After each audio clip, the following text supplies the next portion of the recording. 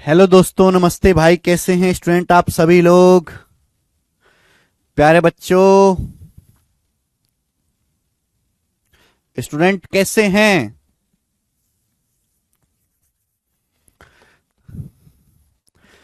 Good evening मेरे प्यारे भाइयों। मैं आपको लाइव दिखाई दे रहा हूं। चलिए शुरू करते हैं आज की कहानी। ठीक है, फटाफट शुरू करते हैं। और आज मुझे आपको नया कॉन्सेप्ट भी समझाना है। अच्छा, कल मैंने आपको एक बात बताई थी कि अगर किसी ट्राइंगल में एक एंगल का सम बाकी दोनों के सम के बराबर है तो ट्राइंगल राइट एंगल होता है। राइट एंगल, जैसे कि मेरे प्यारे भाई आपके सामने यहां पे त्रिभुज एबीसी है, त्रिभुज एबीसी, जिसमें ये वाला जो एंगल है सी 90 डिग्री का है, सबसे बड़ा। ये लार्जेस्ट एंगल है, लार्जेस्ट 90 डिग्री का। ठीक है, तो यहां पे एंगल सी जो होगा मेरे प्यारे भाई, वो angle A plus angle B के बराबर होगा। दो कोणों का सम तीसरे के बराबर है तो ट्राइंगल कैसा? Right angle. यहां एंगल सी सबसे बड़ा है। कितने डिग्री का? 90 डिग्री का। 90 डिग्री का। अच्छा बेटे, अगर हम एक ऑब्टूस एंगल ट्राइंगल बनाएं, अगर हम एक अधिक कोण त्रिभुज बनाएं इस तरीके से, अधिक कोण त्रिभुज, तो अधिक कोण त्रिभुज में क्या खास बात होगी? अगर मैं आपके सामने एक अधिक कोण त्रिभुज बनाता हूं, ऑब्टूस एंगल ट्राइंगल बनाता हूं ए बी सी, क्या खास बात होगी? और मैं आपके सामने एक एक्यूट एंगल ट्राइंगल बनाता हूं, एक न्यून कोण त्रिभुज बनाता हूं, एक्यूट एंगल ट्राइंगल बनाता हूं, एक्यूट एंगल ट्राइंगल। तीनों में एक बड़ी खास बात है मेरे प्यारे भाई, ये बड़ी खास बात ही आपको यहां पर समझनी है। ये मेरे दोस्तों ए बी सी, ये एक एक्यूट एंगल ट्राइंगल है जिसमें मान लिया कि ये वाला एंगल सबसे बड़ा है। मान लिया कि ये वाला एंगल सबसे बड़ा है, लार्जेस्ट एंगल है, सबसे बड़ा। त्रिभुज के तीनों कोणों में माना ये सबसे बड़ा है। ये ऑब्टूस एंगल ट्राइंगल है तो इसमें सबसे बड़ा एंगल क्या होगा? जो ऑब्टूस एंगल होगा ये लार्जेस्ट होगा। त्रिभुज के तीनों कोणों में सबसे बड़ा है अब ऑब्टूस एंगल। ठीक है भाई। न्यून कोण त्रिभुज में एक्यूट एंगल ट्राइंगल में सबसे बड़ा कोण, एक्यूट एंगल ट्राइंगल में सबसे बड़ा कोण बाकी दोनों कोणों के सम से हमेशा छोटा होता है। न्यून कोण त्रिभुज में सबसे बड़ा कोण, अगर किसी त्रिभुज में सबसे बड़ा कोण बाकी दोनों कोणों के योग से छोटा है तो हमेशा वो एक्यूट एंगल ट्राइंगल होगा, हमेशा वो न्यून कोण त्रिभुज होगा, एक्यूट एंगल ट्राइंगल होगा। अगर किसी ट्राइंगल का सबसे बड़ा एंगल बाकी दोनों एंगल के सम से छोटा है तो हमेशा एक्यूट एंगल ट्राइंगल होगा। अगर किसी ट्राइंगल का सबसे बड़ा एंगल बाकी दोनों एंगल के सम के बराबर है तो हमेशा राइट एंगल ट्राइंगल होगा। ऑब्टूस एंगल ट्राइंगल की खास बात है कि सबसे बड़ा जो एंगल है एंगल सी, वो बाकी दोनों कोणों के सम से बड़ा होगा मेरे प्यारे भी, angle A plus angle B से बड़ा होगा। तो अधिकोण त्रिभुज में सबसे बड़ा कोण बाकी दोनों कोणों के योग से बड़ा होता है। आप बोलोगे हां जी सर, बिल्कुल सही, कोई भी परेशानी नहीं है। तो बहुत स्पेशल है मेरे प्यारे भाई कॉन्सेप्ट, ध्यान से समझ लीजिएगा। तीन कॉन्सेप्ट आपको यहां पे दिखाई दे रहे हैं। अगर किसी ट्राइंगल में सबसे बड़ा एंगल बाकी दोनों एंगल के सम से छोटा है तो ट्राइंगल एक्यूट एंगल होगा। अगर किसी कोण की वैल्यू बाकी दोनों एंगल के सम के बराबर है तो राइट एंगल होगा। अगर लार्जेस्ट एंगल की वैल्यू बाकी दोनों एंगल के सम से बड़ी है, यहां पे ये वाला एंगल बाकी दोनों के योग से बड़ा है, तो कैसा त्रिभुज होगा? ये ऑब्टूस एंगल ट्राइंगल होगा, अधिक कोण त्रिभुज होगा। तीनों कॉन्सेप्ट हैं, कॉपी में उतार लीजिए। आप कोई भी एग्जांपल लेके देख भी सकते हैं। सवाल देखो, इस पर सवाल जल्दी जल्दी समझेंगे। सवाल नंबर 22 फटाफट करेंगे। स्पीड थोड़ी सी बढ़ाओ, थोड़ी सी स्पीड बढ़ाओ भाई, इस स्पीड से बहुत टाइम लग जाएगा। स्पीड को कम से कम दुगनी करो जो स्पीड से पढ़ रहे हैं। ट्राइंगल पी क्यू आर का एक कोण बाकी दोनों कोणों के योग से बड़ा है तो ट्राइंगल पी क्यू आर कैसा होगा बताओ? त्रिभुज पी क्यू आर का एक कोण, अभी अभी मैंने कॉन्सेप्ट समझा, लेटेस्ट सवाल है सीपीओ 2024 का, लेटेस्ट अभी समझाया। त्रिभुज पी क्यू आर का एक कोण अन्य दो कोणों के योग से बड़ा है तो ट्राइंगल पी क्यू आर कैसा होगा? इंग्लिश में पढ़ेंगे। One angle of a triangle P Q R is greater than the sum of other two triangle P Q R will B.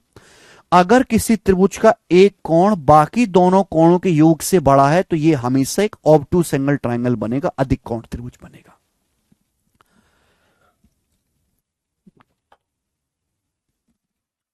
अब बताओ, यह सवाल दिल्ली पुलिस सब इंस्पेक्टर के पेपर में आया है, दिल्ली पुलिस सब इंस्पेक्टर के सीपीओ के पेपर में। आगे देखेंगे, यह सवाल देखेंगे।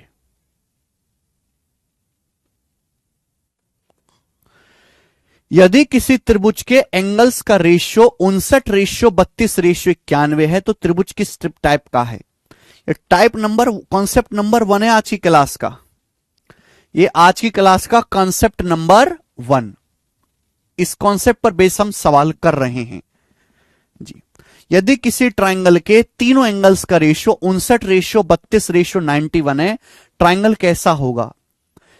आपको एंगल तो नहीं दिए, आपको त्रिभुज के तीनों एंगल्स का रेशियो दिया है। ट्राइंगल के तीनों एंगल्स का क्या दिया है बेटा? रेशियो दिया है।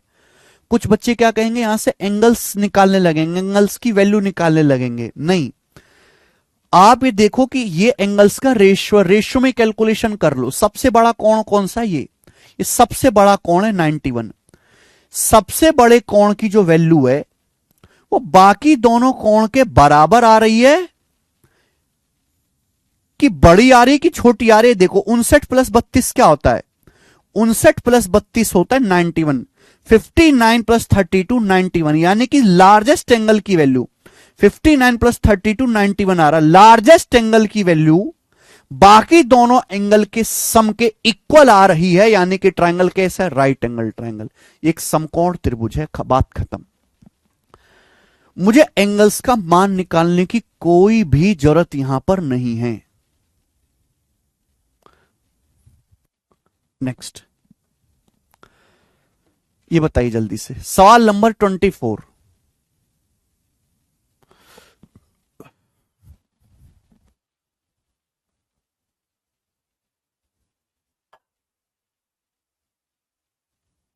करवाएंगे नेहा? यदि किसी ट्राइंगल्स के एंगल्स का रेशियो, यदि किसी ट्राइंगल्स के एंगल्स नहीं बताए गए, एंगल्स का रेशियो बताया गया 18:31:43, तो ट्राइंगल किस टाइप का है? एक्यूट है, राइट एंगल है, ऑब्टूस है, आइसोसेलेस है? देखो आइसोसेलेस तो होगा ही नहीं। क्यों? क्योंकि आइसोसेलेस में मेरे प्यारे बच्चों दो एंगल बराबर होने चाहिए, तीनों एंगल अलग अलग हैं। आइसोसेलेस तो होना ही नहीं है। दो तरीके के बच्चे, एक तो बच्चा वो है जिसे ये कॉन्सेप्ट पता है, वो डायरेक्ट करेगा। जिसे कॉन्सेप्ट पता है, जिसे कॉन्सेप्ट नहीं पता, वो तीनों एंगल का मान निकालेगा, तीनों को इक्वल करके 180 डिग्री के बराबर रखेगा, फिर कैलकुलेशन करेगा। बहुत गंदी सी कैलकुलेशन होगी। लेकिन बेटा इतना सब कुछ करना होता तो आप खुद ही ना पढ़ लेते।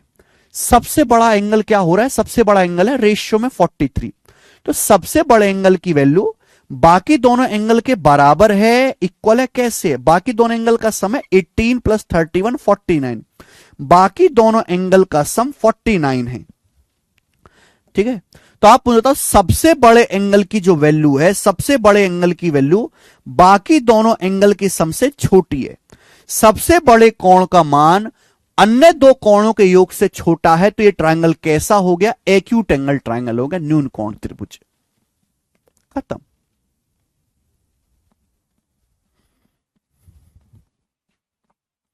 नेक्स्ट,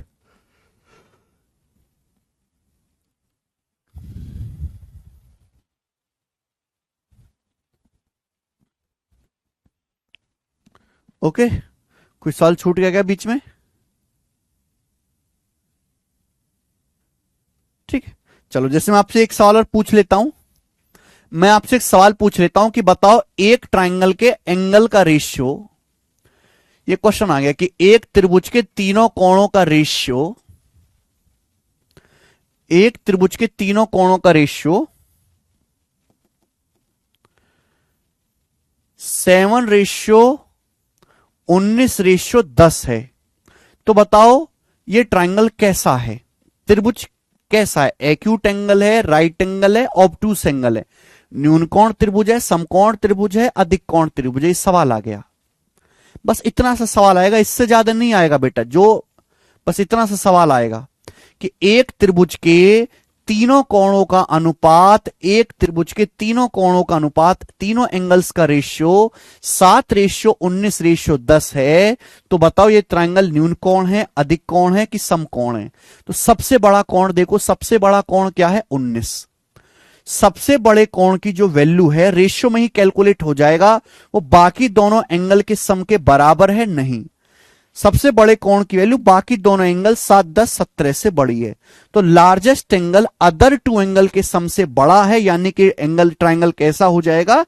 ये एक अधिक कोण त्रिभुज होगा, ये ऑब्टूस एंगल ट्रायंगल होगा। तो बिना एंगल्स का मान निकाले, this is obtuse angle triangle, not acute. This is obtuse angle triangle.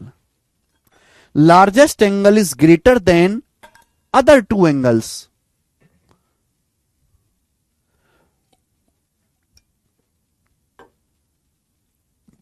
बिना एंगल्स की एग्जैक्ट वैल्यू निकाले केवल आप रेशियो से ही बता सकते हैं ऑब्टूस एंगल ट्रायंगल है।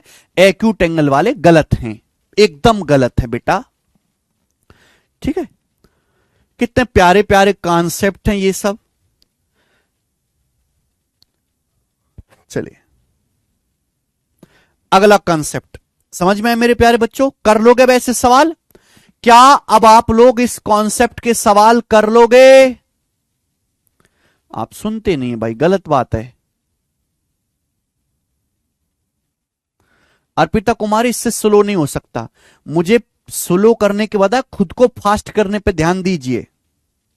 समझ में आई? मुझे आराम से पढ़ाने को कहने के बजाय खुद को फास्ट करने पे ध्यान दो। मैं इससे आराम से पढ़ाऊंगा तो सिलेबस नहीं हो पाएगा टाइम से।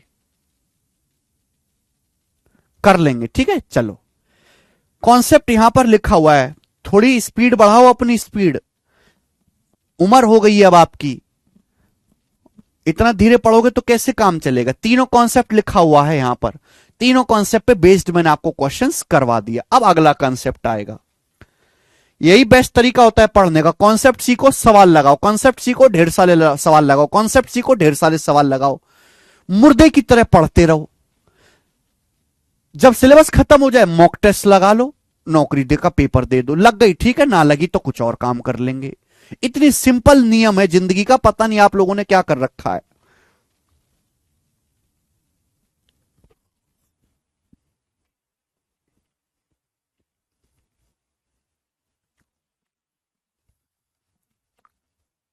अगला कॉन्सेप्ट, अगला टाइप, अगला टाइप, नेक्स्ट टाइप सवाल। अगले टाइप का कॉन्सेप्ट मैं आपको पहले ही पढ़ा चुका हूं, एक्सटीरियर एंगल। एक्सटीरियर एंगल मैं आपको पहले ही पढ़ा चुका हूं मेरे दोस्तों, कि भाई अगर ये वाला कोण अल्फा है, ये वाला एंगल बीटा है, तो ये बताओ ट्रायंगल की किसी भी साइड को आगे बढ़ाने पर जो बाहर की तरफ एंगल बनता है उसे हम एक्सटीरियर एंगल कहते हैं। और ट्रायंगल के एक्सटीरियर एंगल की वैल्यू अपोजिट इंटीरियर के सम के बराबर होती है। ये एक्सटीरियर एंगल की वैल्यू क्या होगी? Alpha plus beta. ये कॉन्सेप्ट मैं आपको ऑलरेडी समझा चुका हूं, पढ़ा चुका हूं, प्रूफ भी करवा चुका हूं, सिद्ध भी करवा चुका हूं, ठीक है। अब हम इस कॉन्सेप्ट पर बेस सवाल करेंगे। सवाल नंबर 25 बनाओ। इस कॉन्सेप्ट पर बेस्ड प्रीवियस ईयर के सवाल करो बच्चों, क्या आंसर है?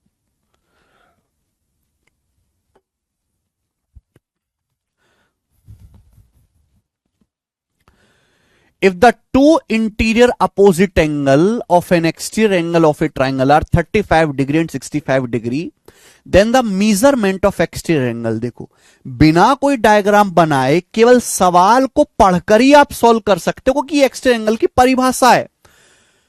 If the two interior opposite angle of an exterior angle of a triangle are 35 degree and 65 degree, किसी त्रिभुज के बाह्य कोण के दो सम्मुख अंतः कोण एक्सटीरियर एंगल के दो अपोजिट इंटीरियर एंगल 35 डिग्री और 65 डिग्री है, तो एक्सटीरियर एंगल क्या होगा? एक्सटीरियर एंगल की जो वैल्यू है वो अपोजिट इंटीरियर एंगल के सम के बराबर होती है। 35 प्लस 65 कितना आ जाएगा? 100 डिग्री आंसर, 100 डिग्री आंसर। इससे ज्यादा इसकी कोई इज्जत नहीं आगे। विश्वास मानो प्री में इतने आसान सवाल भी आते हैं, लेकिन केवल आसान सवाल नहीं आते, मुश्किल भी आते हैं। दिए गए चित्र में कोण बीएसी का मान, क्या आपके सामने चित्र दिया, ये ट्राइंगल एबीसी है, ये एंगल 62 डिग्री का है, ये वाला एंगल 110 डिग्री का है। आपसे पूछा है बीएसी, यानी कि आपसे ये वाला एंगल पूछा है बेटा। हम ये बात जानते हैं कि ट्राइंगल का एक्सटीरियर एंगल है, ये ट्राइंगल का एक्सटीरियर एंगल है, और एक्सटीरियर एंगल की वैल्यू इन दोनों का सम होगी। इन दोनों अपोजिट इंटर एंगल का सम 110 आना चाहिए। अगर ये 62 है तो ये कितना बचेगा, ये कितना बचेगा, 110 में से 62 डिग्री माइनस करेंगे, 110 में से 62 घटाएंगे मेरे प्यारे भाई, 48 डिग्री। 48 डिग्री सवाल का आंसर आ जाएगा। सब बच्चे समझ पा रहे हैं? आगे की तरफ चलेंगे। सवाल नंबर आपके सामने 27 बनाए।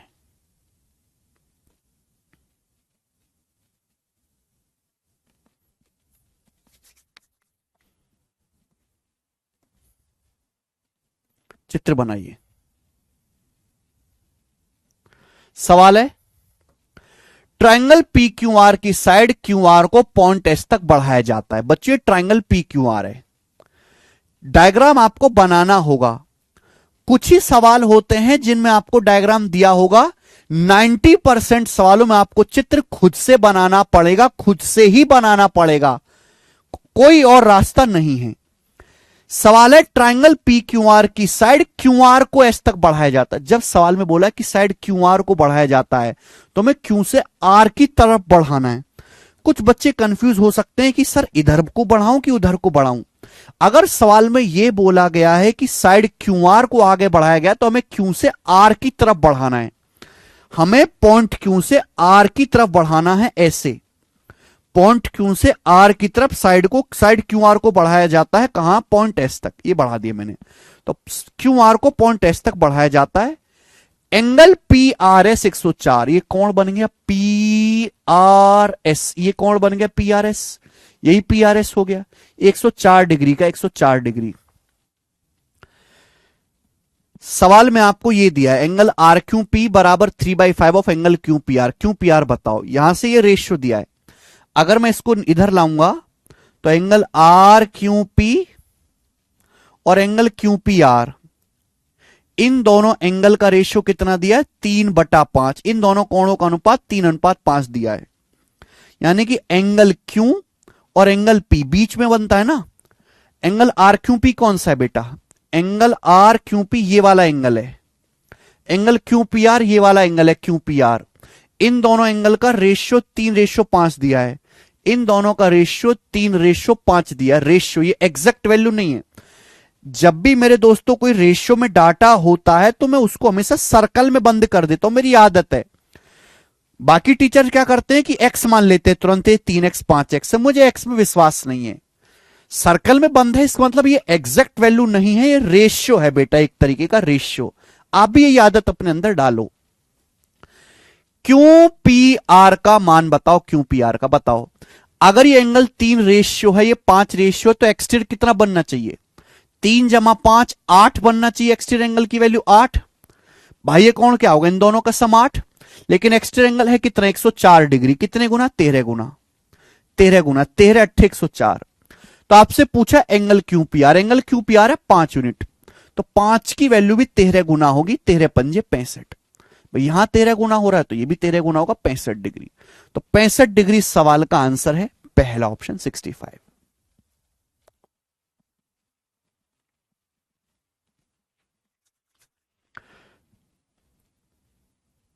देखो सेम ही सवाल है, पिछले सवाल में और इस सवाल में कोई फर्क तो नहीं है।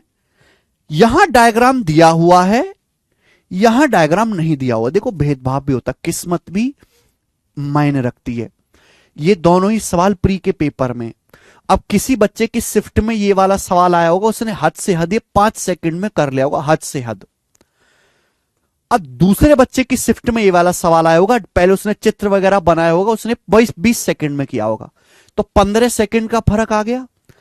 केवल किस्मत की वजह से 15 सेकंड का फर्क आ गया। 15 सेकंड बहुत कीमती होता है एग्जाम में।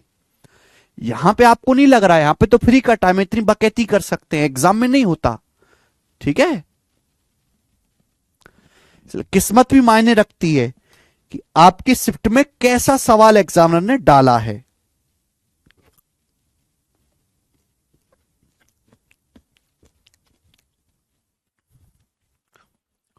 भाई ये एक्सटीरियर एंगल है यार, मैं कितनी बार बताऊं, पिछले लेक्चर पढ़ के आया करो, ये एक्सटीरियर एंगल है। ट्राइंगल का एक्सटीरियर एंगल की वैल्यू दोनों अपोजिट इंटर एंगल के सम के बराबर होते। अगर एंगल 3 यूनिट है, 5 यूनिट है, तो 3 + 5 8 बनना चाहिए ना, इन दोनों को जोड़ के 8 आएगा। 8 की वैल्यू 104 दी है 13 गुना, तो 5 की वैल्यू भी 13 गुना आएगी 65।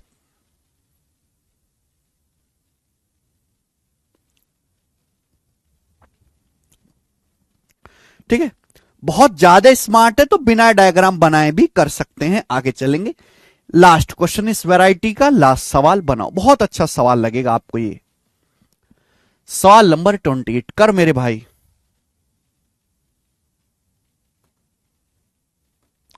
28 नंबर करो जरा।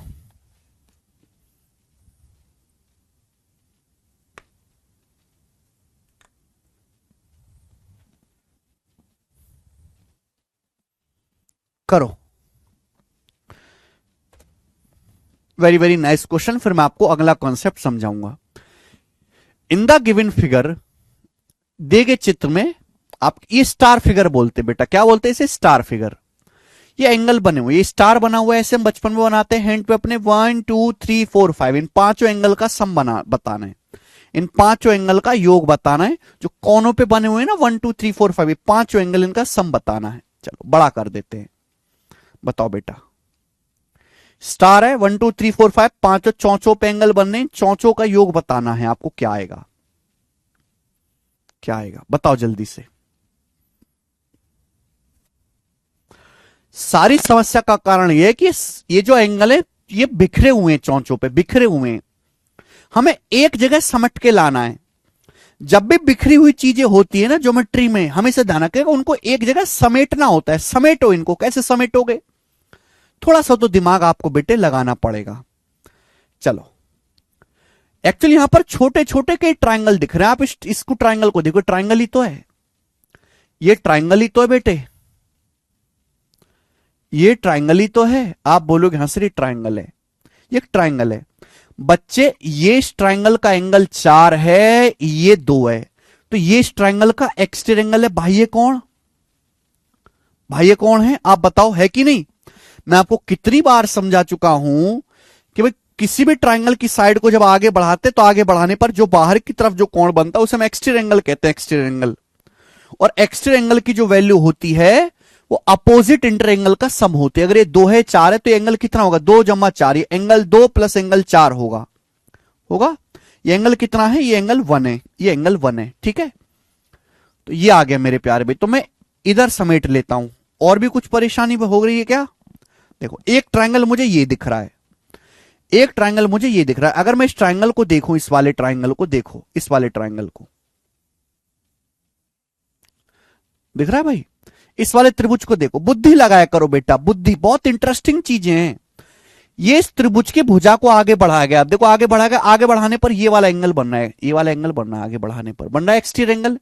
ये इस त्रिभुज का एक्सटीरियर एंगल है भाई, ये कौन, तो इसकी वैल्यू जो होगी अपोजिट, दोनों दोनों अपोजिट इंटर एंगल का सम होगी। एंगल 3 है, ये 5 है, तो ये कितना आएगा, एंगल 3 + एंगल 5, ये आएगा, ये आ जाएगा।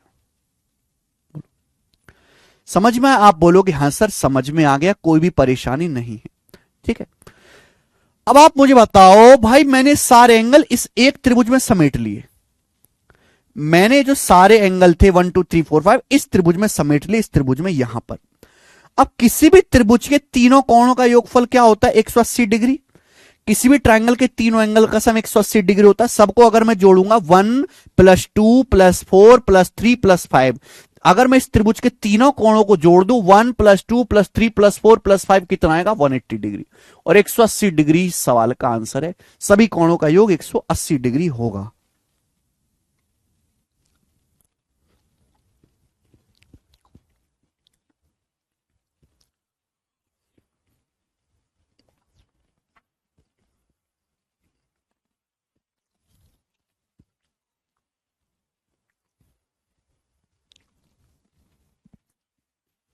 मतलब समझ में आया? मजा आया? मजा आया मेरे प्यारे भाई करके सवाल? अच्छा क्वेश्चन है।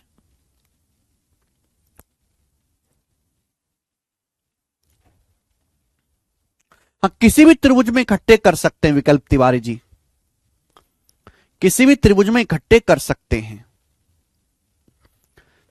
चलिए इसी के साथ एक टाइप समाप्त। अगला कॉन्सेप्ट, अगला कॉन्सेप्ट करेंगे अब। सब लोग अपनी कॉपी में हेडिंग डालेंगे पैरेलल लाइंस, समांतर रेखाएं। अगला कॉन्सेप्ट पैरेलल लाइंस।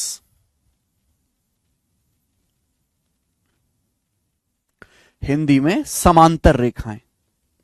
बताओ प्यारे भाई, समांतर रेखाएं क्या होती हैं? समांतर रेखाएं क्या होती हैं?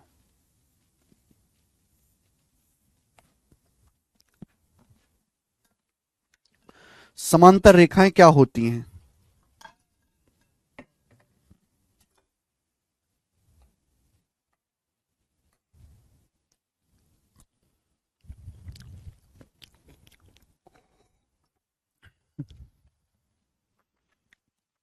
नाम में क्लियर है। सम मतलब समान, अंतर मतलब अंतर। रेखाएं, रेखाएं यानी कि दो लाइन की बात हो रही है। ऐसी दो लाइन जिनके बीच की दूरी हमेशा सेम रहती है, ऐसी दो रेखाएं, ऐसी दो रेखाएं जिनके बीच की दूरी हमेशा बराबर रहती है, यानी कि वो एक दूसरे को कभी नहीं काटती। ऐसी दो रेखाएं जिनके बीच की दूरी हमेशा बराबर रहती हैं और वो एक दूसरे को कभी भी नहीं काटती, उन्हें हम पैरेलल लाइन या समांतर रेखाएं कहते हैं। सबसे बढ़िया एग्जांपल है ट्रेन की पटरी। रेल की पटरी देखिए, हमेशा एक दूसरे से बराबर दूरी पर होती हैं, हमेशा एक दूसरे से बराबर दूरी पर होती हैं। तो ये दोनों आपके सामने पैरेलल लाइन या समांतर रेखाएं। ऐसी दो लाइन जिनके बीच की दूरी हमेशा बराबर रहती है और वो एक दूसरे को कभी नहीं काटती। इनको कितना भी आगे खींच लो, कभी भी एक दूसरे को नहीं काटेंगी। उसके पीछे का कारण यह है कि इनके बीच की दूरी हमेशा सेम है। दूरी का मतलब क्या होता है? दूरी का मतलब होता है परपेंडिकुलर डिस्टेंस, मिनिमम डिस्टेंस, लंबवत दूरी। ये इनके बीच की दूरी होगी। आप यहां से एक लाइन खींचो मेरे प्यारे भाई, तो ये 90 डिग्री के 90 डिग्री पे काटे, ये 90 डिग्री का कोण, ये भी 90 डिग्री कोण। ये इन दोनों समांतर रेखाओं के बीच की दूरी है। अगर ये दूरी h है, आप कहीं भी देखो, आप यहां दूरी देखेंगे, आप यहां दूरी देखेंगे मेरे प्यारे भाई, ये भी h ही रहेगा, ये भी h ही रहेगा मेरे प्यारे भाई। आप यहां दूरी देखेंगे, दोनों समांतर रेखाओं के बीच के डिस्टेंस ये h ही रहेगा, 90-90 h ही रहेगा। क्लियर है? आप बोलोगे हाँ जी सर। तो पैरेलल लाइन समांतर रेखाएं वो होती हैं जो एक दूसरे से हमेशा बराबर दूरी पर होती हैं, एक दूसरे को कभी नहीं प्रतिच्छेद करती, कभी नहीं काटती। क्लियर? आप बोलोगे हां सर क्लियर। आप परिभाषा लिखना चाहो तो लिख सकते हो, बट जरूरत नहीं है। अनंत किसने देखा? मनदीप जी। पैरेलल लाइन को नोटेशन देने का क्या तरीका है? मान लीजिए कि ये लाइन ए बी है, ये लाइन ए बी है, ए बी, और ये वाली लाइन जो है मेरे प्यारे बच्चों सी डी है, सी डी। तो दो पैरेलल लाइन को डिनोट करने का तरीका ये होता है मेरे प्यारे बच्चों, दो समांतर रेखाओं को ऐसे लिखो, ए बी सी डी, और बीच में ये वाला साइन बनाते हैं, ये वाला साइन, ऐसे दो लाइन खींच दो। अगर कहीं भी ऐसे लिखा हुआ तो आप समझ जाइए कि A B is parallel to C D. इसका मतलब यह है, इस वाक्य का मतलब यह है A B is parallel to C D, A B C D के समांतर है। A B is parallel to C D, A B C D के समांतर है, यह मतलब है। ए बी और सी डी दो समांतर रेखाएं, ये समांतर का साइन है, पैरेलल का साइन है। ठीक है?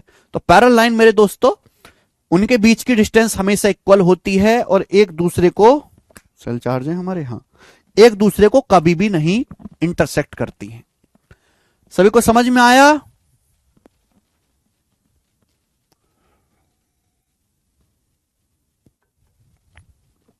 और कुछ नहीं करना। आकाश भारती कह रहे हैं समझ नहीं आया। आकाश भारती जी, ऐसी कौन सी बात है जो आपको समझ नहीं आई है इसमें?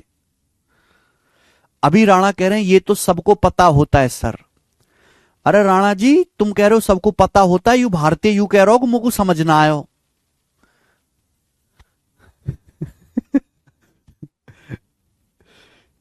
एक जनता ऐसी है जो कह रही सर ये तो सबको पता होता है, और एक देश का कौन है ऐसा भी जो कह रहा सर मुझे तो समझ ही नहीं आया। भांति भांति के देश है बेटा। चार कोस पर बदले पानी, चार कोस पे बदले वाणी। ठीक है। मैं लिटरली आपको बताऊं, हमारा अकेला पूरी दुनिया में देश ऐसा है जिनके ग्रेजुएशन में, जिन्होंने ग्रेजुएशन कर रखी है, जिनके पास कई कई डिग्री हैं, जिनके 12वीं में 90% है, और उन्हें यह नहीं पता पैरेलल लाइन नाम की कोई चीज होती है।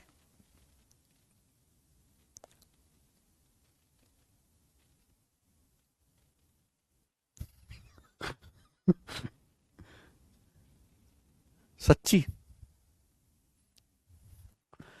मुझे आजकल के बच्चों पे 2 पैसे का भरोसा नहीं है, 2 पैसे का।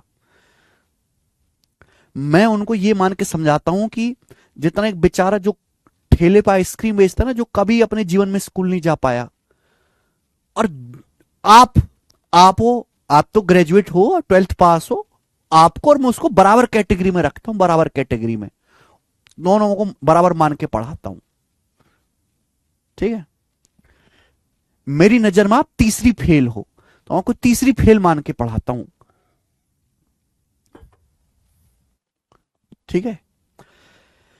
सबसे बढ़िया एग्जांपल है ट्रेन की पटरी, रेलगाड़ी की पटरी देखिए, पटरी पटरी जो है हमेशा एक दूसरे से बराबर दूरी पर होती है, बराबर दूरी पर, इक्वल डिस्टेंस पर। तो ऐसी दो लाइन मेरे प्यारे भाई जो एक दूसरे से हमेशा बराबर दूरी पर रहती हैं, कभी एक दूसरे को नहीं काटती, उन्हें हम पैरेलल लाइन कहते हैं। पैरेलल लाइन मेरे प्यारे भाई ए बी और सी डी को लिखने का तरीका यह है। अब आगे चलते हैं। अच्छा, ट्रेन भी नहीं देखी कभी?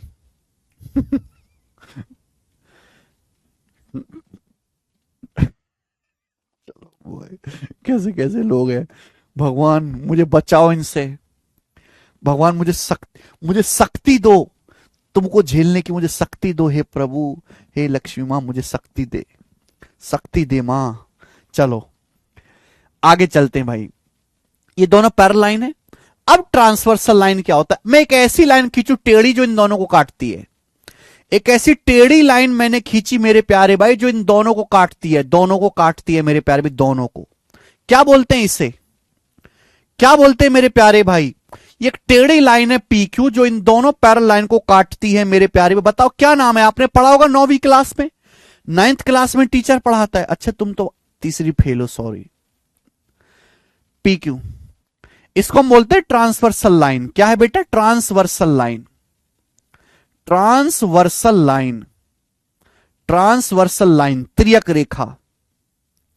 ट्रांसवर्सल लाइन हिंदी में त्रियक रेखा बोलते हैं इसे, त्रियक रेखा। एक ऐसी लाइन टेढ़ी टेढ़ी जो दो समांतर रेखाओं को काटती है, उसे हम ट्रांसवर्सल लाइन या फिर हिंदी में त्रियक रेखा कहते हैं। कहो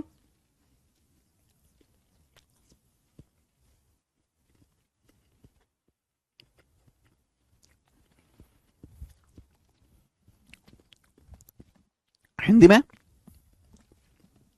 त्रियक रेखा। ओके चलो शुरू करते हैं।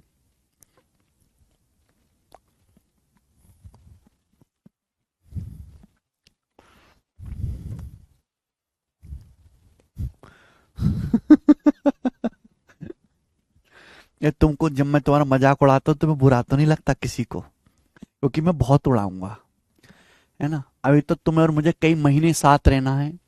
मैं तुम्हारी इतनी बेइज्जती करूंगा कि किसी ने नहीं करी होगी तुम्हें तुम्हारी दुनिया में। लेकिन फिर भी तुमको मेरे साथ रहने में, मेरी बातें सुनने में, मेरी गाली खाने में मजा आएगा। शायद मैं आपके जीवन में अकेला ऐसा आदमी मिलूंगा कि मैं आपको खूब गरियाऊंगा, मैं आपकी खूब बेइज्जती करूंगा, मैं आपको खुद मीठी मीठी गालियां दूंगा, पर फिर भी आप मुझसे प्यार करोगे। आपको बुरा नहीं लगेगा मेरी बातों का। और कोई ऐसा कह के देखे, देखो कैसे जल बुझाओगे तुम।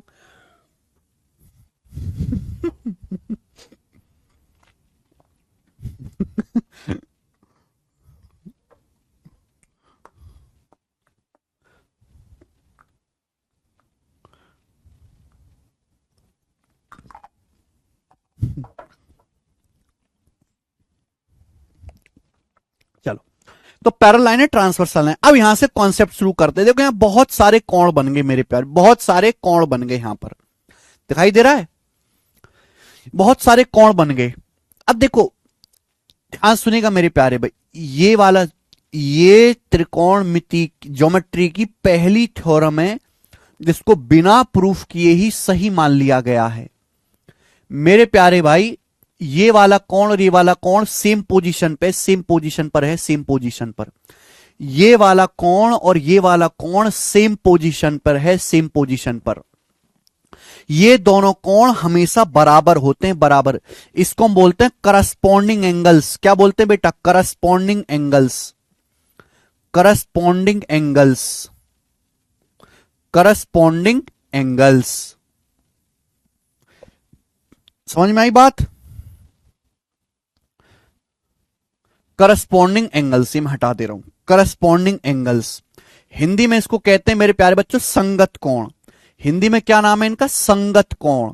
संगत मतलब एक जैसी पोजीशन पर रखे कोण, एक जैसी पोजीशन पर रखे कोण मेरे प्यारे में, करस्पॉन्डिंग एंगल्स।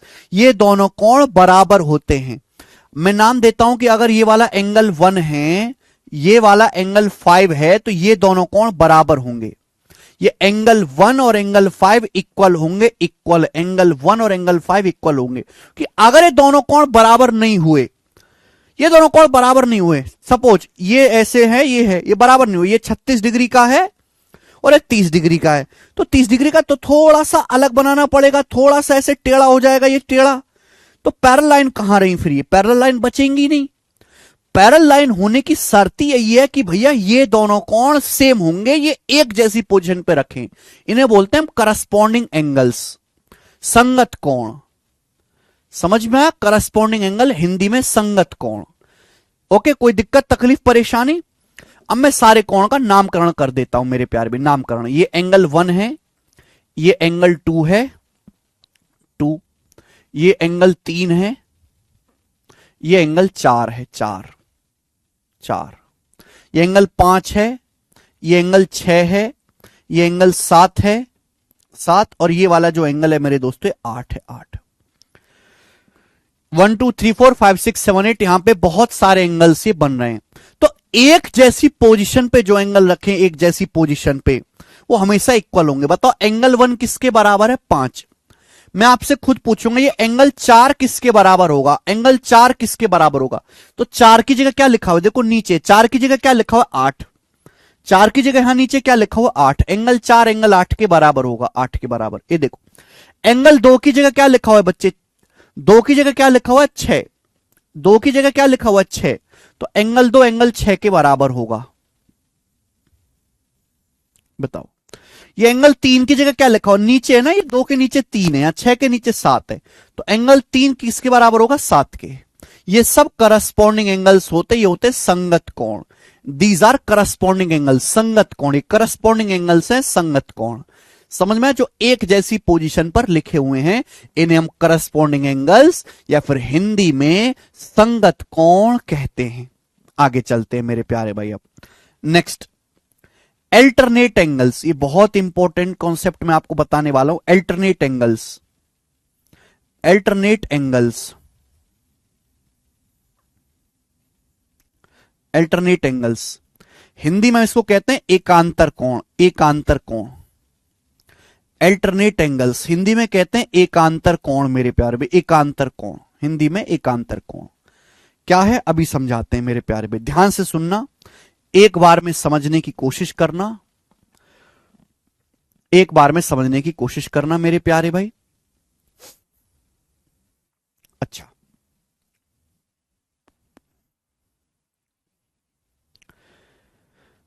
आप मुझे ये बताओ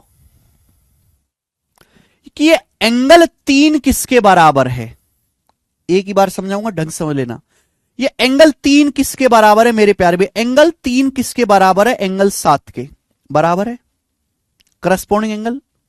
ये एंगल 3 किसके बराबर है? ये जो एंगल 3 है, सॉरी, ये जो एंगल 3 लिखा हुआ है, 3, ये वाला एंगल, इसकी जगह सेम टू सेम यहां पर 7 लिखा हुआ है। एंगल 3 किसके बराबर है? एंगल 7 के। ठीक है,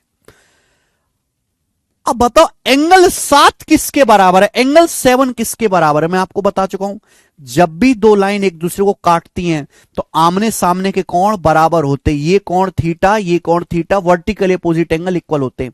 ये दोनों लाइन एक दूसरे को काट रही हैं, ये दोनों लाइन एक दूसरे को काट रही हैं, तो आमने सामने के दोनों कोण बराबर होंगे। ये दोनों कोण आमने सामने के बराबर होंगे। एंगल 7 किसके बराबर होगा, एंगल 5 के। एंगल 7 किसके बराबर होगा, एंगल 5 के। ये दोनों कोण आमने सामने के बराबर होंगे कि नहीं होंगे, ये दोनों कोण आमने सामने के, एंगल 7 है इसके सामने क्या, ये एंगल 5 बराबर होगा कि नहीं होगा बेटा। वर्टिकल अपोजिट एंगल, शीर्षाभिमुख कोण, यानी कि एंगल 7 किसके बराबर आ गया, एंगल 7 बराबर आ गया एंगल 5 के। अल्टीमेटली 3 7 के बराबर है, 7 5 के बराबर है, तो कोण 3 किसके बराबर आ गया, एंगल 3 जो है एंगल 5 के बराबर आ गए। यही होते हैं अल्टरनेट एंगल, ये दोनों कोण अल्टरनेट हैं। अल्टरनेट का मतलब एकांतर कोण, तिरछी नजर है इनकी, तिरछी नजर, तिरछी नजर देखी। ये देखो एंगल 3 किसके बराबर है, एंगल 5 के, तिरछी नजर है, तिरछी, अल्टरनेट। ये पैरेलल लाइन है, ये ट्रांसवर्सल लाइन है, ये एंगल 3 ये एंगल 5 बराबर होगा, ये दोनों कोण बराबर होंगे। देखो अल्टरनेट, इधर साइड है, इधर साइड है, इधर इधर इधर इधर, कैंची बनती है कैंची। ये एंगल 3 एंगल 5, एंगल 3 एंगल 5 बराबर होगा। सभी को समझ में आ गया। आप बोलोगे हां जी सर बिल्कुल से अच्छी तरीके से समझ में आया, है ना। बहुत सिंपल तरीके से आप इसको प्रूफ कर सकते हैं, मैंने आपको समझा दिया, ऐसा क्यों।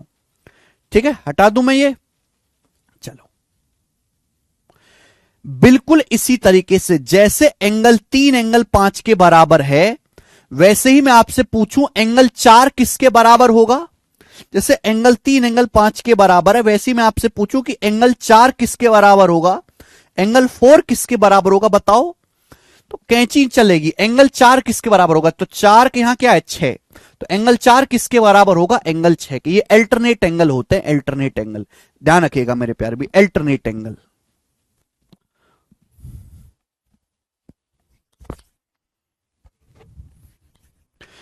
जैसे एंगल 3 एंगल 5 के बराबर है, वैसे ही आप सिद्ध कर सकते हैं, जरूरत नहीं है बेटा हर जगह सिद्ध करने की। एंगल 4 एंगल 6 के बराबर होगा। बहुत इंपॉर्टेंट बात है मेरे प्यारे भाई, मन में इसको उतार लीजिए। आप बोलोगे हां जी सर बिल्कुल सही, मैं आपकी बात को अच्छी तरीके से समझ रहे। मिटा दूं मैं ये, मिटा दे रहा हूं, ठीक है। यानी कि ये बिल्कुल दिमाग में डाल लीजिए कि अगर ये दोनों पैरेलल लाइन है, दोनों समांतर रेखाएं, ट्रांसवर्सल लाइन है, अगर ये एंगल सपोज 70 डिग्री का है, 70 डिग्री का, तो ये वाला एंगल भी, ये वाला एंगल भी 70 डिग्री का ही होगा, 70 डिग्री का। बोलो ठीक है बच्चे, क्लियर है। आप बोलोगे हां सर एकदम क्लियर है। अल्टरनेट एंगल हमेशा इक्वल होते हैं। अगर ये वाला कोण अल्फा है तो आप तुरंत समझ जाइएगा कि अल्टरनेट एंगल ये वाला कोण भी अल्फा ही होगा। ठीक, आगे चलते हैं। नेक्स्ट अगला कॉन्सेप्ट, अगला कॉन्सेप्ट मेरे प्यारे भाई, अगला कॉन्सेप्ट ये समझना है आपको कि भाई साहब ये दोनों ए बी और सी डी पैरेलल लाइन है, ये ट्रांसवर्सल लाइन है, त्रियक रेखा, ये ट्रांसवर्सल लाइन है। तो एक ही साइड देखो, या इस साइड देखो या इस साइड देखो, इस साइड देखो या इस साइड देखो मेरे दोस्तों। ये जो दोनों कोण बन रहे हैं एंगल 4 और एंगल 5, ये जो दोनों कोण बन रहे हैं एंगल 4 एंगल 5, इस साइड देख रहा हूं मैं, एंगल 4 और एंगल 5 इनका योग 180 डिग्री होगा। एंगल 4 जमा एंगल 5 बराबर 180 डिग्री, इन दोनों कोणों का योग। मैंने सर्कल में इसलिए बंद कर दिए, 4 और 5 नहीं, ये एंगल का नाम है, दे एंगल का नाम 4 है, इस एंगल का नाम 5 है, तो इन दोनों का योग 180 डिग्री होगा। मैं इधर देखता हूं, ये वाला एंगल 3 है, ये वाला एंगल 6 है, ये कोण 3 है, ये कोण 6 है, इन दोनों कोणों का सम भी 180 डिग्री आएगा। इन दोनों कोणों का सम भी 180 डिग्री होगा, 180 डिग्री।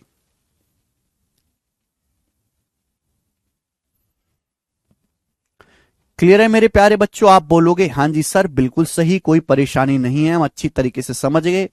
आप बोलोगे सर ऐसा कैसे हुआ, हमें भी समझाओ। तो मेरे प्यारे भी एक बात बताओ, मैं यहां से समझा देता हूं शॉर्ट में, कि दोनों पैरेलल लाइन है, इनकी ट्रांसवर्सल लाइन है। ठीक है बच्ची, ये दोनों पैरेलल लाइन है, ये ट्रांसवर्सल लाइन, ये वाला कोण अल्फा है, अल्फा, तो ये वाला कोण भी कितना होगा बच्चे, अल्फा होगा, अल्फा, अल्फा होगा, ठीक है ना। अच्छा, मान ले कि ये वाला कोण थीटा है, मान ले ये वाला कोण थीटा है, तो सीधी रेखा है, ये कोण अल्फा है तो ये भी अल्फा होगा, अल्टरनेट एंगल। ये मान लिया ये वाला कोण थीटा है, माने ये वाला कोण थीटा है, ये सीधी रेखा है, दिस इज सीधी रेखा। जब ये सीधी रेखा है तो alpha plus theta, this is straight line, straight line, straight line है तो कितना होगा, स्ट्रेट लाइन का मतलब होता है 180 डिग्री, तो अल्फा प्लस थीटा 180 डिग्री आ गया। अल्फा प्लस थीटा मतलब ये, अल्फा मतलब प्लस थीटा मतलब ये आ गया।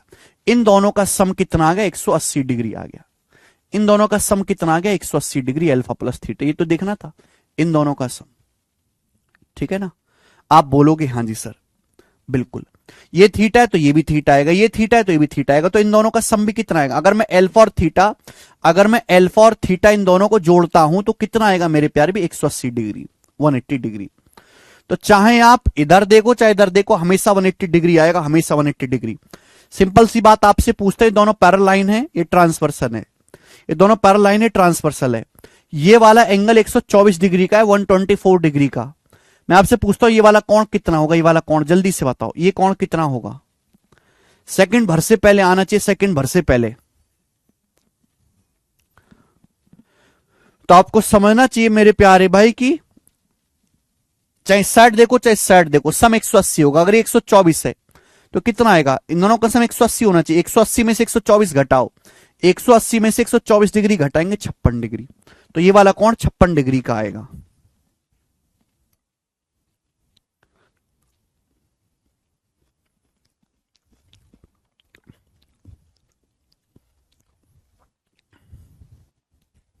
ठीक है,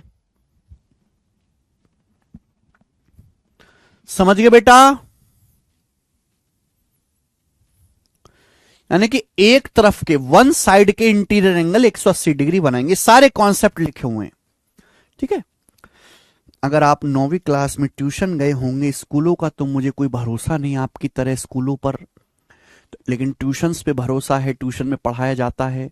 तो आप लोगों ने 9th क्लास के ट्यूशन में सारी बातें पढ़ी होंगी, लेकिन इतने बेहतर नहीं पढ़े होंगे जो मैंने अभी आपको बताया है।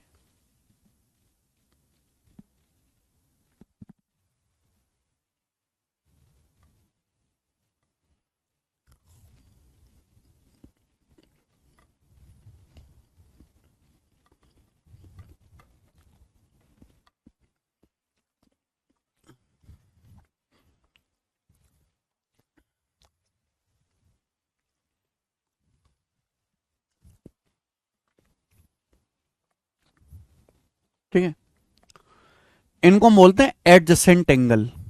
एडजेसेंट एंगल का सम 180 डिग्री होता है, एडजेसेंट एंगल्स, एडजेसेंट एंगल्स, इनका सम 180 डिग्री होता है, 180 डिग्री एडजेसेंट एंगल्स। चलो, तो सारे कॉन्सेप्ट समझा दिए, अब इस कॉन्सेप्ट पर बेस सवाल करेंगे। इस कॉन्सेप्ट पर बेस सवाल, हल्के हल्के सवालों से शुरुआत करेंगे। ये बताओ, सवाल नंबर 29, पहला ही सवाल आपसे मेंस का पूछ रहा हूं। आप कह रहे हो सर आप तो बड़ा गलत पढ़ा रहे हो, पहला ही सवाल हमसे मेंस का पूछ रहे हो। सवाल ये मेंस का है, बट वैल्यू इसकी प्री से भी गिरी हुई है, प्री से भी गिरी हुई वैल्यू है इस सवाल की। करके बताओ जल्दी से, डायग्राम बनाना पड़ेगा, बनाओ।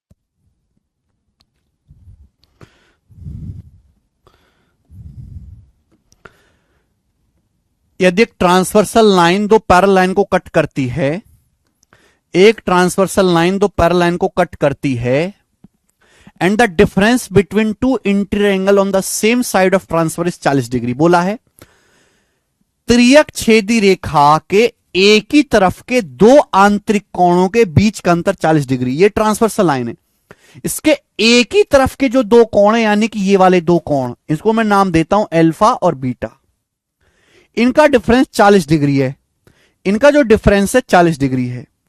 छोटा कोण कौन सा है? आंतरिक कोणों में सबसे छोटा है ना। त्रियक छेदी रेखा के एक ही तरफ के दो कोण, एक ही तरफ के दो कोणों का डिफरेंस 40 है, तो इनका सम भी तो 180 होगा, 180 होगा। अब छोटा कौन सा है? अल्फा में से बीटा घटा और बीटा छोटा अल्फा बड़ा, तो छोटा कोण कैसा है? मैंने बताया दो संख्याओं का सम दिया है, दो संख्याओं का डिफरेंस दिया है, तो छोटी संख्या क्या होगी? छोटा क्या होगा? घटा के आधा कर दो। 180 में से 40 घटाओ 140, 140 का आधा 70, तो छोटा कोण 70 डिग्री का आ जाएगा। दोनों इक्वेशंस को घटा दो 70 डिग्री। बताओ मेंस का सवाल।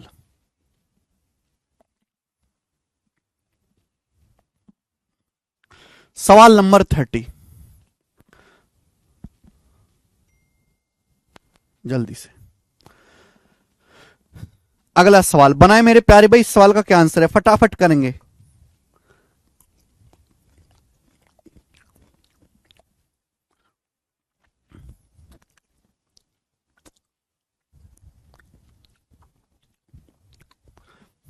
थीटा ज्ञात करें। ये दोनों लाइन पैरेलल हैं, ये दोनों लाइन समांतर हैं। देखो पैरेलल लाइन को नोटेशन करने का एक तरीका और भी, तो यहां पे गलत लिखा हुआ है, ऐसे नहीं करना चाहिए। पैरेलल लाइन को मेरे दोस्तों लिखने का तरीका ऐसे भी कि ऐसे लाइन खींच देते हैं। ये पैरेलल लाइन होगी, जब भी ऐसे तीर लगा होगा तो पैरेलल लाइन है, थीटा निकालना है। ये 34 है, 52 है, थीटा बताना है। प्रॉब्लम क्या है कि पैरेलल लाइन तो ये खींच रही है, ये थीटा टकरा बीच में, ये थीटा बीच में झूला, तो थीटा बीच में झूला तो थीटा को भी तो शांत करो। ये दोनों पैरेलल लाइन है, थीटा बीच में झूल रहा है, तो जल्दी कैसे होगा? तो भैया जब भी कोई ऐसा सवाल आए, मैं आपको बेस्ट तरीका बता रहा हूं, जब भी कोई ऐसा क्वेश्चन आए, आप यहां से इसी चौथ से अपनी मर्जी से एक और पैरेलल लाइन खींच दो, एक और पैरेलल लाइन खींच दो आप अपनी मर्जी से। ये मुझे ये कोण थीटा निकालना है, ध्यान रखिएगा बच्चों, ये वाला कोण मुझे पूरा निकालना है। जब भी ऐसा सवाल है, पैरेलल लाइन तो ये है, यहां तो कुछ नहीं है, तो अपनी मर्जी से यहां पर एक और पैरेलल लाइन खींच दीजिए, ड्रॉ कर दो। अभी मैंने समझाया अल्टरनेट एंगल, ये दोनों लाइन समांतर है, दोनों लाइन समांतर हैं। ये 52 डिग्री, तो ये वाला कोण भी कितना आ जाएगा? 52 डिग्री का आ जाएगा। अल्टरनेट एंगल बराबर होते हैं। ऊपर देखो, ये दोनों लाइन समांतर है, ये दोनों लाइन समांतर है, ट्रांसवर्सल लाइन है, ट्रांसवर्सल लाइन। ये 34 डिग्री, तो ये भी 34 डिग्री आ जाएगा, 34 डिग्री आ जाएगा। सेम होते हैं अल्टरनेट एंगल, तो पूरा क्या आएगा? पूरा आ गया थीटा 34 प्लस 52, 34 प्लस 52 86। ये आंसर है 86, आंसर बी ऑप्शन 86। इससे आसान तो कुछ होगा ही नहीं सवाल, है ना। तो जेड फिगर ने, जेड फिगर ये ध्यान रखा करो, ये एंगल बराबर होंगे हमेशा, ठीक है बच्चे। आगे ये बनाओ।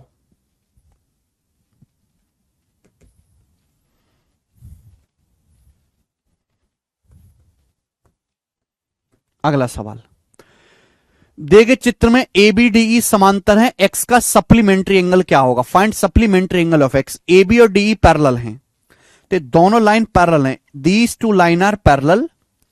एक्स का सप्लीमेंट्री एंगल निकालना है, तो पहले एक्स तो पता चले महाराज। बताओ बच्चों कैसे करेंगे? पैरेलल ये दोनों लाइन है, ये C बीच में अटका हुआ, तो मैंने क्या सिखाया? ये जो बेटा पूरा एंगल BCD है ना 5x, मैं यहां पे लिख दे रहा हूं ना, मुझे मिटाना पड़ेगा। एंगल BCD जो है 5x है, 5x ध्यान रखिएगा। ये जो चौंच है BCD की 5x है।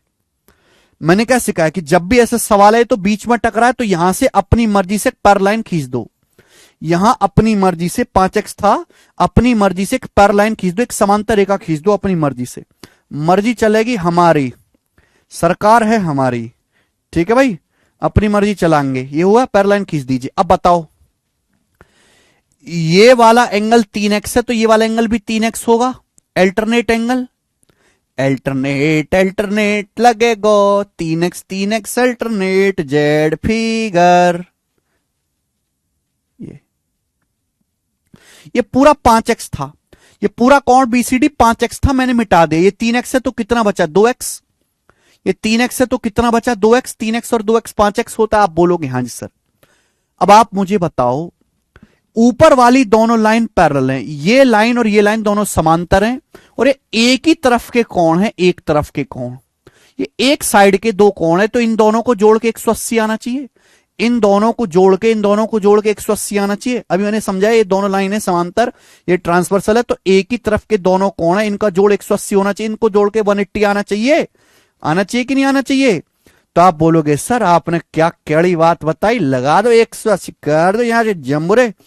तो करोगे 4x जमा 2x 6x, 6x बराबर 180, तो x का मान कितना आएगा 30 डिग्री आएगा। अगर x का मान 30 डिग्री आया है, पूछा x का सप्लीमेंट्री, x का सप्लीमेंट्री, सप्लीमेंट्री वो एंगल होते हैं जहां सम 180 हो, तो 30 में क्या जोड़े कि 180 आ जाए 150, तो x का सप्लीमेंट्री 150 डिग्री आ गया। ठीक है भाई, नेक्स्ट ये बनाओ।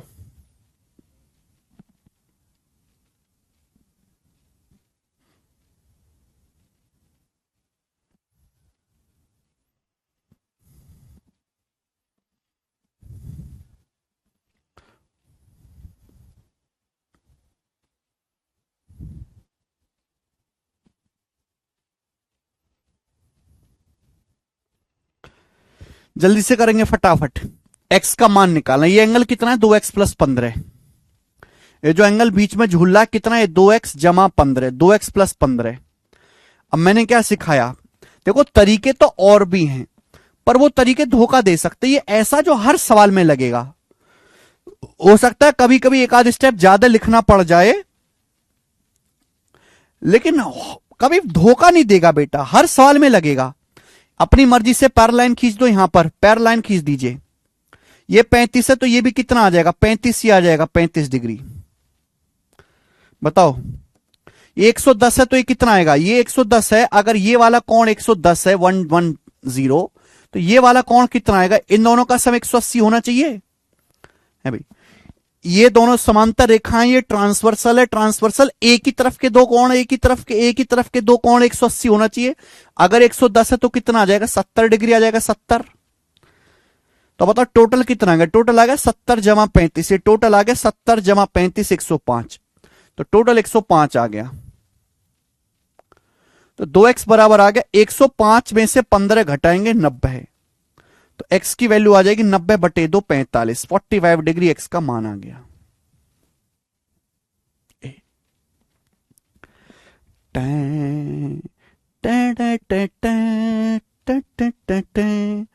बत्तीस, सवाल करेंगे 33, बहुत है सवाल करने को, बना दो रे सवाल, होगा बवाल, बनाइए उड़ाइए।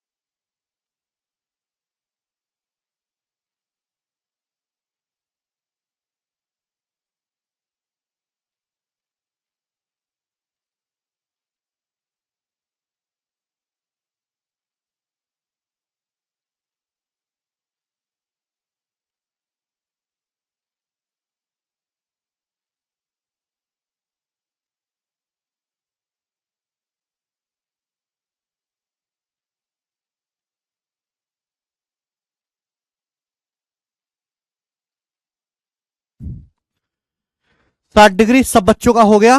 9th का क्वेश्चन है, मुझे तो करवाने की जरूरत भी नहीं लग रही है। ये दोनों लाइन समांतर हैं, पैरेलल हैं। आपसे पूछा ये वाला एंगल क्यू आर एस, कैसे किया आप लोगों ने? आप लोगों ने इसको आगे बढ़ा दिया होगा यहां पे। अब ये पैरेलल बन गया मेरे दोस्तों, पैरेलल। अब देखो ये 130 डिग्री है, तो ये वाला कोण भी 130 डिग्री का बनेगा कि नहीं बनेगा? करस्पॉन्डिंग एंगल, करस्पॉन्डिंग एंगल, दो लाइन समांतर हैं तो एक करस्पॉन्डिंग एंगल सेम बनेगा। करस्पॉन्डिंग एंगल संगत कोण, ये दोनों लाइन समांतर हैं, ये 130 130। अब बताओ ये निकालना है, बताओ कैसे? 110 है तो कितना बचा? 70। 130 है कितना बचा? 50, क्योंकि सम 180 होना चाहिए स्ट्रेट लाइन। 7 5 12, 6 18, ये 60 डिग्री आ गया। ट्रायंगल के तीनों एंगल का सम 180। आगे चलेंगे। सवाल नंबर है आपके सामने यहां पर 34, ये बताएं, फटाफट करेंगे। दिए गए चित्र में पी क्यू आर एस समांतर हैं। आपके सामने डायग्राम दिया है, पी क्यू आर एस समांतर है, आड़े टेढ़े हैं। एंगल क्यू ओ एस पूछा, ये वाला एंगल आपसे पूछा, ये वाला एंगल क्या होगा? This angle. प्रॉब्लम क्या है कि ये पैरेलल लाइन है लेकिन इनकी कोई ट्रांसवर्सल लाइन है। ट्रांसवर्सल लाइन कैसे आएगी? जब इसको आगे बढ़ाओगे। अब आप देखो ये दोनों पैरेलल लाइन बन गया, ये दोनों पैरेलल लाइन बन गया और ये हो गया इनकी ट्रांसवर्सल, ये होगी इनकी ट्रांसवर्सल। हो गया कि नहीं होगी? ये दोनों पैरेलल लाइन बन गई, ये बन गई है इनकी ट्रांसवर्सल। ठीक है, अब आप खुद सोचो मेरे प्यारे भाई, कैसे? ये दोनों लाइन पैरेलल है, ये 120 डिग्री, तो ये वाला कोण भी 120 डिग्री का होगा। करस्पॉन्डिंग एंगल संगत कोण 120 डिग्री का होगा कि नहीं होगा? अगर दो लाइन समांतर हैं, ये उनकी त्रियक रेखा है, अगर ये कोण थीटा है तो ये वाला कोण भी थीटा होगा एक जैसी जगह पे, करस्पॉन्डिंग एंगल। लेकिन आपसे तो ये छोटू एंगल पूछा है। आपसे क्या पूछा है? आपसे तो ये छोटा वाला एंगल पूछा है। ये छोटा वाला एंगल क्या होगा? आपको दिख नहीं रहा ये ट्राइंगल? क्या आपको छोटा सा ट्राइंगल नहीं दिख रहा? ये वाला छोटा सा ट्राइंगल, भाई छोटे से ट्राइंगल का एक्सटीरियर एंगल 135, छोटे से ट्राइंगल को आगे बढ़ाने पर 135 बन रहा है, एक्सटीरियर एंगल 135। तो एक्सटीरियर एंगल की वैल्यू इन दोनों का सम होना चाहिए। 135 में से 120 घटाएंगे 15 डिग्री आएगा। 120 जमा 15 135, तो 15 डिग्री आंसर। नेक्स्ट,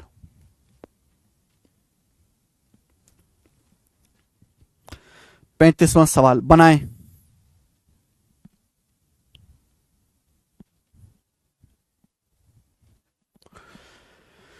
आपके इस सीडीएस के पेपर का सवाल है। दिए गए चित्र में पी क्यू और आर एस पैरेलल हैं, पी क्यू और आर एस दोनों समांतर हैं। ये 95 है एईएफ, ये बी एच एस 110 डिग्री का है, ये ए बी सी एक्स है। एक्स का मान बताना है, एक्स का मान बताना है, जल्दी से करो। स्पीड बढ़ाओ थोड़ी सी, मुर्दिक तरह मत बैठो। सवाल के अनुसार ये दोनों पैरेलल लाइन है, ये दोनों समांतर रेखाएं। ये 95 110 से एक्स आपको बताना है। You have to find out this X, इस एक्स की वैल्यू आपको बतानी, एंगल कितने डिग्री का है। ये 95 110 डिग्री, पी क्यू और आर एस समांतर है, बताएं। एग्जैक्ट पेपर का सवाल है, पेपर में से कट किया। देखो सवाल में मुझे नहीं लगता कोई परेशानी होगी।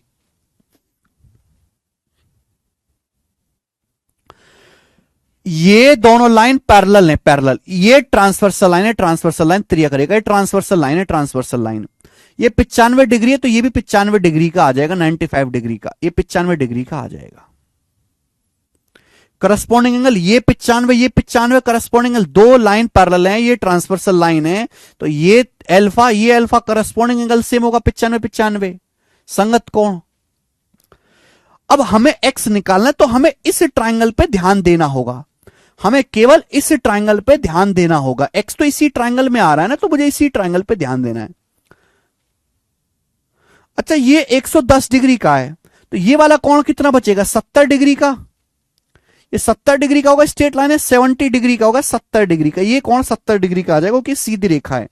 सीधी रेखा मतलब 180 होता है, सीधी रेखा मतलब टोटल 180 होता है। 110 है तो 70 बचेगा। अब आप देखो इस ट्राइंगल को, इस ट्राइंगल का 95 साइड आगे बढ़ाने पर एक्सटीरियर एंगल है, इस ट्राइंगल का 95 एक्सटीरियर है। ट्राइंगल का 95 डिग्री एक्सटीरियर एंगल है। एक्सटीरियर एंगल की वैल्यू हमेशा अपोजिट इंटीरियर एंगल के सम के बराबर होते हैं। ये 95, तो इन दोनों को जोड़ के 95 आना चाहिए। तो ये एक्स क्या आएगा? 95 में से 70 घटाएंगे 25 डिग्री, 70 25 95 होता है, तो एक्स का मान 25 डिग्री आ गया। 25 आंसर है, 25।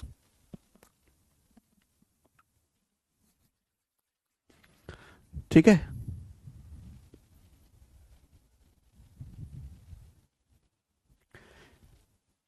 अरे सभी को समझ में, अगर आपको समझ आ रहा है, ऐसे सवाल आसान लगते हैं तो कमेंट में यस लिख दो, यस सर। ऐसे क्वेश्चन आसान लगते हैं तो कमेंट में यस लिख देंगे, यस सर। इजी सवाल है भाई, ये इजी टाइप। 15, बस एक बच्चे का गलत आया है, 25 है इस सवाल का answer. Ashutosh Kumar Jha, sir syllabus कब खत्म होगा? भाई अभी तो शुरू हुआ है, तुम खत्म होने की बात कर रहे हो, अभी शुरू हुआ है। जिस दिन तुम मेंस क्लियर करने लायक बन जाओगे उस दिन हो जाएगा। पिछले लेक्चर पढ़ने पड़ेंगे, पिछले लेक्चर पढ़ने पड़ेंगे।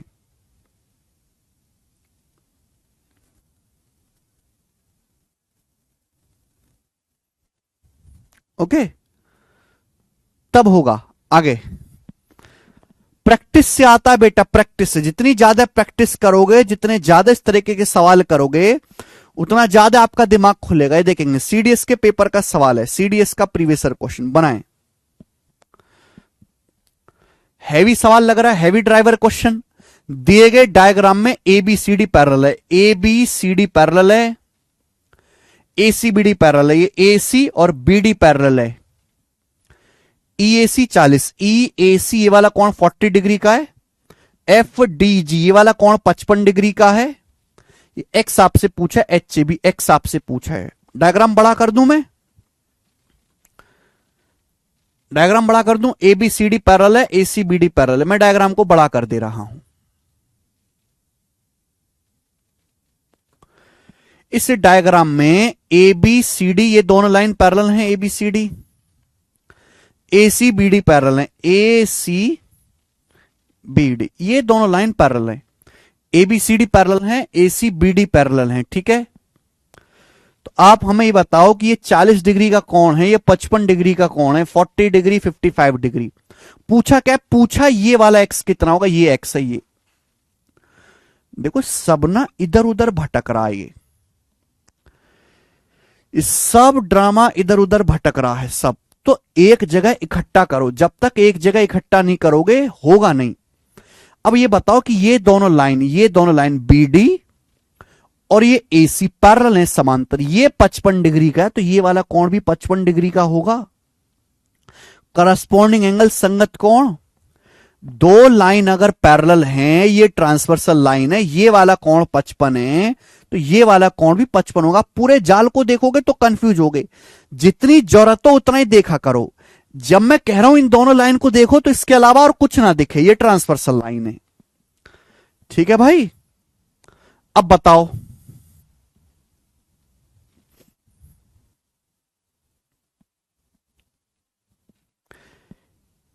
मेरे प्यारे बच्चे सवाल सॉल्व हो गया। करने के यहां पे तरीके बहुत सारे।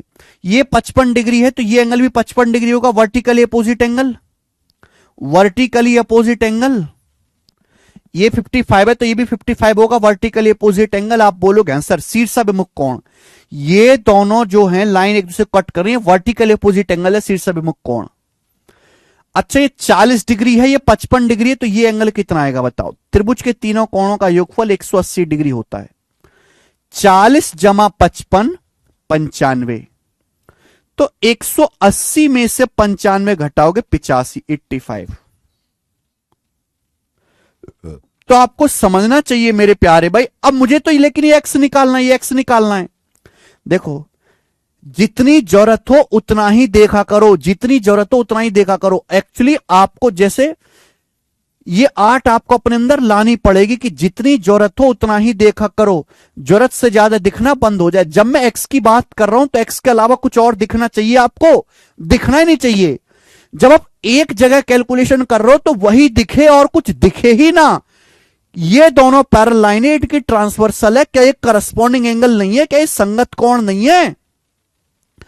एक जैसे लिखा हुआ है भाई। अगर ये एक्स है 85 तो दोनों बराबर ही तो है, करस्पॉन्डिंग एंगल 85 डिग्री आंसर है, ठीक है। पेपर में मिटाने की सुविधा नहीं होगी क्योंकि सवाल होगा कंप्यूटर स्क्रीन पे, समझे बात को। तो जितना जरूरत हो, जहां कैलकुलेशन कर रहे हो बस वही देखो, बाकी सब कुछ भूल जाओ। ठीक है, जैसे मैंने किया जरूरी नहीं कि आपने भी उसी तरीके से किया हो।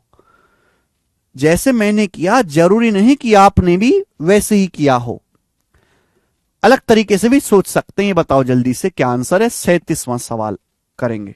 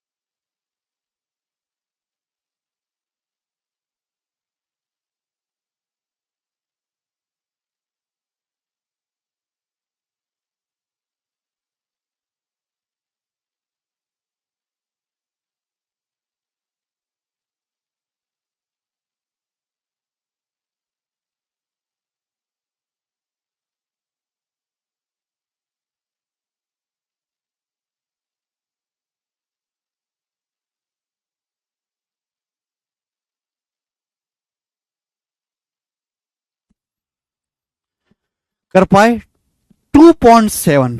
हमें लगता है कि आप शायद ठीक बनाने की कोशिश कर रहे होंगे।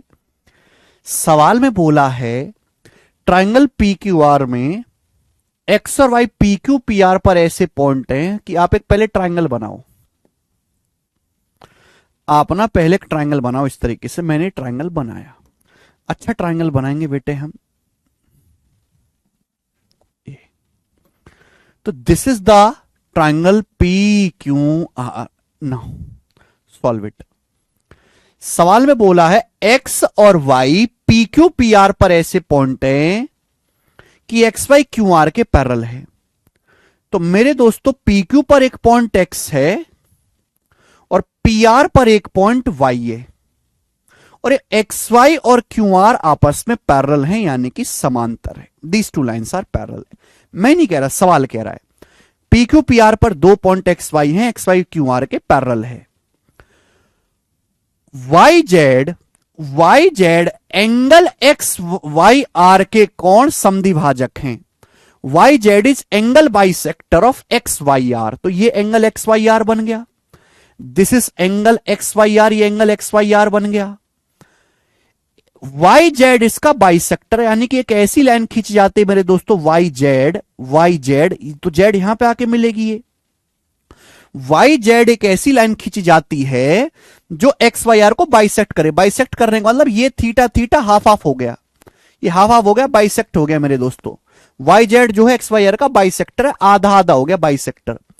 बोला वाई आर 2.7 है, वाई आर 2.7 है, तो जेड आर कितना होगा, ये सवाल है केवल। भाई क्या आपको दिख नहीं रहा इस सवाल में परेशानी क्या है? कुछ भी नहीं। अगर ये दोनों लाइन पैरेलल हैं ये वाली, तो ये ट्रांसवर्सल लाइन बन गई, ये ट्रांसवर्सल लाइन बन गई, और ट्रांसवर्सल लाइन के हिसाब से अल्टरनेट एंगल बराबर होते हैं। अल्टरनेट एंगल बराबर होने का मतलब अगर ये वाला कोण थीटा है तो ये वाला कोण भी तो थीटा ही होगा। आपको समझना चाहिए कि दोनों लाइन पैरेलल है, ट्रांसवर्सल लाइन है, ये वाला कोण थीटा है तो ये वाला भी तो थीटा ही होगा। तो ये थीटा इक्वल हो गया। लेकिन जब हम ट्राइंगल में अंदर घुसते हैं, जब इस ट्राइंगल वाई जेड आर में घुसते तो दो कोण बराबर हो गए, और पढ़ा रखा है किसी त्रिभुज में दो कोण बराबर हैं तो उसके सामने की दोनों भुजाएं भी बराबर होंगी। ट्राइंगल कैसा होगा? आइसोसेलेस, इक्विलेटरल नहीं बनेगा, आइसोसेलेस समद्विबाहु बनेगा। अगर ये दोनों कोण बराबर है थीटा थीटा, तो थीटा के सामने यहां 2.7 है तो थीटा के सामने ये भी 2.7 ही आएगा, 2.7 ही आएगा, बी ऑप्शन। दो एंगल बराबर हो गए तो उनके दोनों सामने की भुजाएं भी बराबर, ये एक आइसोसेलेस ट्राइंगल बन गया, समद्विबाहु त्रिभुज। Next,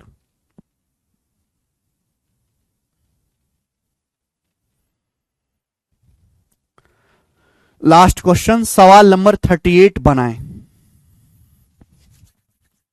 last,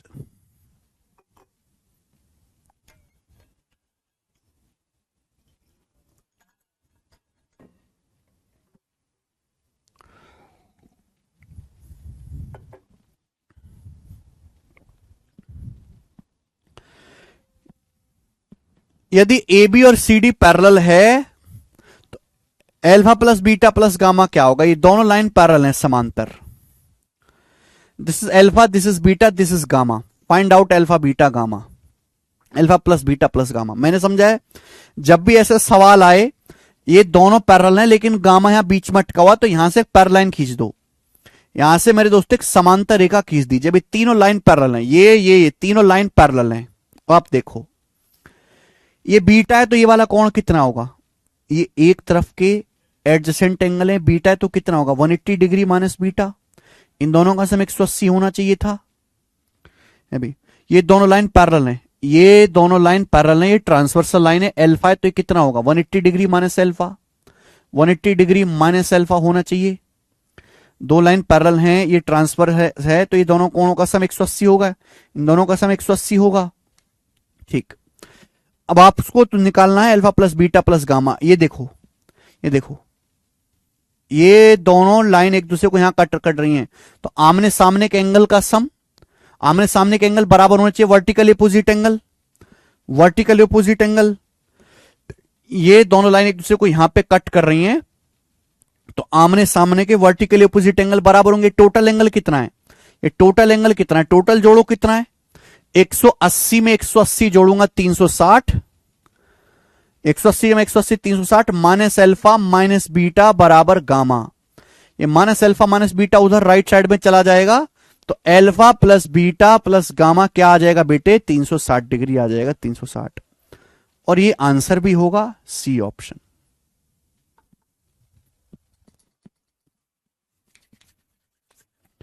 nice quality question मेरे प्यारे भाई। इसी के साथ आज की चर्चा होती है खत्म। ठीक है, आज के समाचार समाप्त। कैसा लगा आपको आज का लेक्चर? समझ में आया? कल ये सीट खत्म हो जाएगी बच्चों, और कल आपकी हम सेकंड शीट भी ज्योमेट्री की शुरू कर देंगे। ठीक है ना?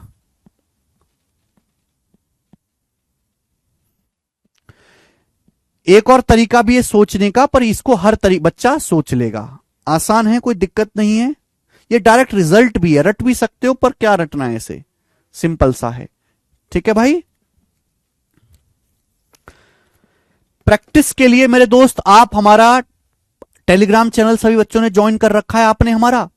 Maths by Gagan Pratap Telegram channel का नाम है। सब बच्चे टेलीग्राम चैनल ज्वाइन कर लो। टेलीग्राम चैनल पे आपको प्रीवियस ईयर की बहुत सारी फ्री पीडीएफ मिल जाएगी। जो भी एग्जाम होता रहता है टाइम टाइम पर, उसकी पीडीएफ कंपाइल करके हम वहां पे डाल देते हैं। आप उस पीडीएफ को डाउनलोड करो। डाउनलोड के पास आप अपने मोबाइल में रखो या लैपटॉप में रखो, और जैसे आपको समय मिले, जो भी चैप्टर पूरा हो जाए, आप वहां से क्वेश्चन सॉल्व कर लो। केवल आपको प्रीवियस ईयर के सवालों की प्रैक्टिस करनी है, अलग से कोई सवाल नहीं लगाना है।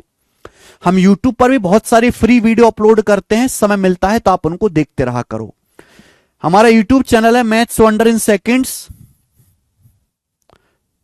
सब बच्चे इस YouTube चैनल को सब्सक्राइब कर लो रिवीजन के लिए, मैथ्स वंडर इन सेकंड्स, है ना। डेली 3 शॉर्ट्स आता है, मैथ्स वंडर इन सेकंड्स। पूरे सोशल मीडिया की हिस्ट्री का सबसे बेहतरीन चैनल है रिवीजन के लिए, मैथ्स वंडर इन सेकंड्स। सभी बच्चे इस चैनल को सब्सक्राइब कर लीजिए, ठीक है।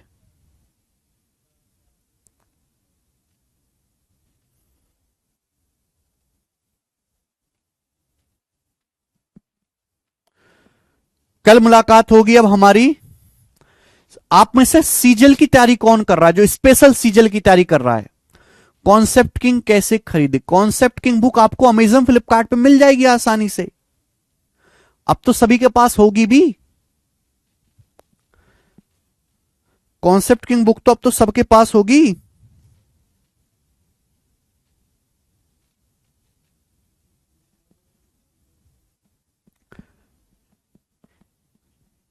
ये बुक मैथ्स कॉन्सेप्ट किंग सभी ने ऑर्डर कर ली होगी। इसमें सारे कॉन्सेप्ट लिखे हुए हैं, जो हम क्लास में पढ़ा रहे हैं, सारे कॉन्सेप्ट लिखे हुए हैं। आप खुद भी नोट्स बना रहे हैं तो बहुत अच्छी बात है। नोट्स नहीं कुछ बच्चे ऐसे होते हैं जो केवल समझ पाते हैं, अगर वो समझने के साथ साथ लिखेंगे भी तो समझ नहीं पाएंगे, क्योंकि वो थोड़े पढ़ाई में कमजोर हैं। कुछ बच्चे पढ़ने में अच्छे हैं तो साथों साथ समझ भी लेते हैं, कॉपी में उतार भी लेते हैं, नोट्स भी बना लेते हैं। वो मल्टीटास्किंग बच्चे हैं। लेकिन जो कमजोर है, जो केवल समझ पाते हैं, उतारने में समय नहीं दे पाते, साथ साथ नोट्स नहीं बना पाते, वो इस बुक को ऑर्डर कर लो। इसमें सारे कॉन्सेप्ट आपको लिखे हुए मिल जाएंगे, कोई दिक्कत आएगी नहीं फिर, ठीक है। ऐसा नहीं कि केवल सीजल के लिए, कोई भी कॉम्पिटिटिव एग्जाम जिसमें भी मैथ आता है, मैथ के कॉन्सेप्ट तो सेम है ना, यूनिवर्सल है, सभी में काम हो आएगा, ठीक है बच्चे। ओके, तो आज इतना ही छोड़ते हैं। इसके आगे हम स्टूडेंट्स कल करेंगे।